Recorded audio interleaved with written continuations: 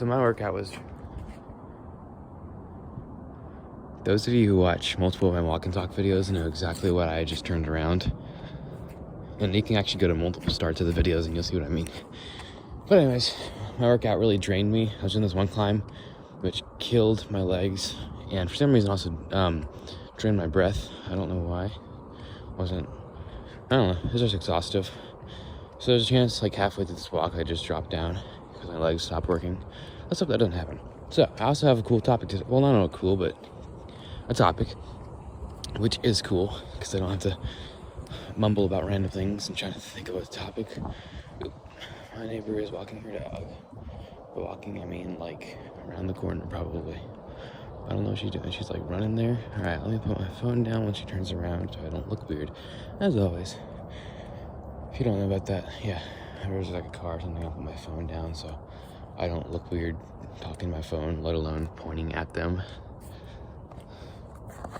Alright, let me put it down now because she's looking for some reason.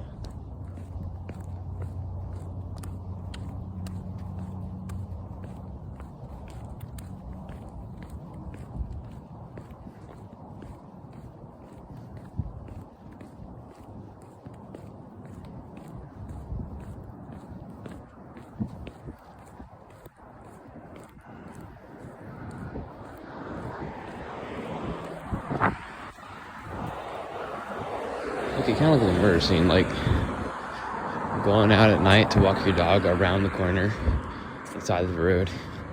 Some person in the hood is walking up behind you. Not not really directly behind you, but still to the side. But anyways, the topic is potentially concerning to you, but I want to discuss if it is or concerning or not. So, I don't have human interaction necessarily. Pretty much, I'd say 80% of my day is spent thinking about having friends and thinking about, like, basically just hanging out with people, but not in real life, because it's in my head, it's my imagination. And I had this little quote thought, which is, who needs memories when you have your imagination? I mean, I literally do. It's kind of creepy. I have memories of things that didn't happen, because my life with people is in my head. So I can recall times I've thought of something happening, which is, I would say, quite frankly, weird. Now, is this concerning? You could say that, but I want to break down if it is concerning or not. So why would it be concerning? The concerning thing is it would be damaging or a result of damaged mental health. Okay, so, I mean, is it? Like, what could... Okay, so suppose it has a prolonged effect. If I were to make friends, I'd have friends. Okay, I don't see the problem, actually. Why is that concerning exactly? Let me know in the comments. I don't really understand. Like, I guess the fact that... I mean, you could say, like, it's bad, the fact that I don't have friends and I'm imagining my entire life in my head.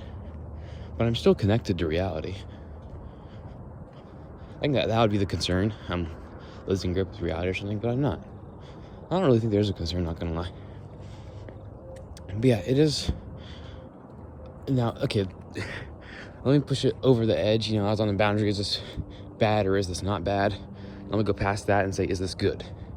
Which may seem absurd, but hear me out. So you don't need friends. You just need to have seen people and imagine a person in your head, which is really easy. If you haven't seen a person, then I think you're the one who should have concern for them. But all you have to do is imagine a person, which I have many of in my head, which is, okay, that sounds like I'm collecting them. That sounds so creepy. Forget if that's that. So yes, imagine a person and imagine something happening with them. You know, imagination, thought, dreaming, daydreaming, any other word for that. You know, just the usual. And boom. If you're creative enough, like me, you can basically go every day, constantly thinking. And they do get kind of repetitive. Doesn't really matter though. Like, if I were to make each one of them into a video or a film or any sort of media, you would see they're almost the exact same with slightly different people, places, and scenarios. So they all follow the same basic premise, but they are different in ways, and sometimes they're not different. Sometimes I just rethink things. It's one of those things that sounds weird to describe and makes it sound more weird. Like if someone tells you, oh, I have this thing with my body and it does that thing, it's like, ooh, and you imagine it happening to them all day, and like every few seconds it's a issue. But for them, it's just like whatever, it occasionally pops up. It's one of those things. So I could try to describe it, and it sounds kind of creepy, it sounds weird, it sounds concerning potentially, depending on who you are and what you can find concerning. But really, it's just like whatever. It's thought. So yeah, just imagine a person, and you don't have to make friends, you don't have to be charismatic, you don't have to do anything really. You just think of what happens. And as long as it becomes subconscious and it's a scenario you enjoy, it's fine. I mean, I have occasionally had, I wouldn't call it existential dread. Like, I don't know, what's 1/10 of existential dread? Or not dread terror, I don't know. But times where I realize I'm smiling because of like a fun little moment I had that's completely in my head. And not even like a, haha, what if this happened thing.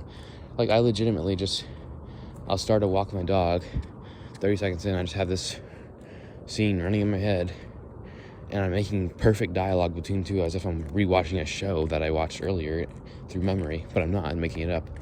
And it's just, I'm so creative, it's just really smooth. There's no like thought, what if, it just happens. It's basically like I'm remembering something, but I'm not remembering anything. I'm just thinking. And then I make a joke and we have a good time and I smile. And then sometimes I'll come to and go, well, not come to because I'm so conscious, but I'll like realize, oh yeah, I'm smiling at a fictional event. That's okay. And I do that quite frequently, really. I think a lot. And many times I have realized what's happening. But is that a bad thing? That's my question. Is it really a bad thing?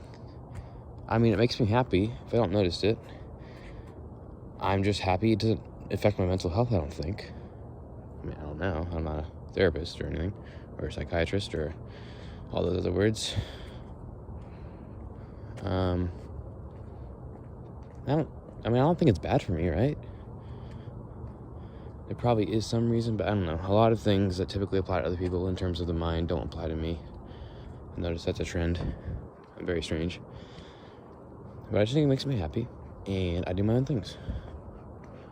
Which, it's just, I don't know, why does it sound so concerning? I don't get it. Like, it's like, oh my god, that's you need help, but why? Like, I don't see anything bad with it. Like, sure, I'm lonely, but is that, like, a problem? If anything, being alone isn't, like, a cause for major concern and damaging my mental health. So I'm just, that crack almost aligns with how they cut the grass. Weird. Anyways, yeah, I don't think it's concerning at all.